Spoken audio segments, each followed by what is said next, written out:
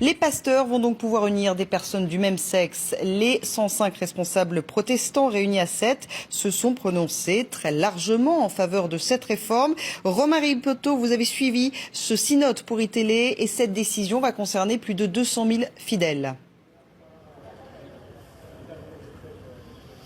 Exactement, près de 250 000 fidèles, puisque cette communauté protestante, l'Église protestante unie de France, est la plus importante de France au sein des protestants. Alors le vote a été massif, près de 94% des 105 délégués se sont prononcés en faveur d'une bénédiction des couples de même sexe. Alors cela met un terme à près de 18 mois de débats et de réflexion, puisque tous les protestants ont pu participer à ce débat au niveau des paroisses dans un premier temps, puis ensuite au niveau régional et enfin maintenant depuis 4 jours maintenant au niveau national. C'est donc l'autorisation de la bénédiction pour les couples homosexuels qui a été votée ce matin aux alentours de 11h. Alors je vous rappelle juste, c'est une possibilité aux pasteurs qui est faite, ce n'est pas une obligation. Chaque pasteur et chaque paroisse devront décider s'ils acceptent ou pas de bénir ces unions homosexuelles. En tout cas, je vous propose de terminer avec une phrase, celle de Laurent Schlumberger, qui est le président du Conseil national de l'Église protestante unie de France. Pour notre Église aujourd'hui, c'est une belle journée.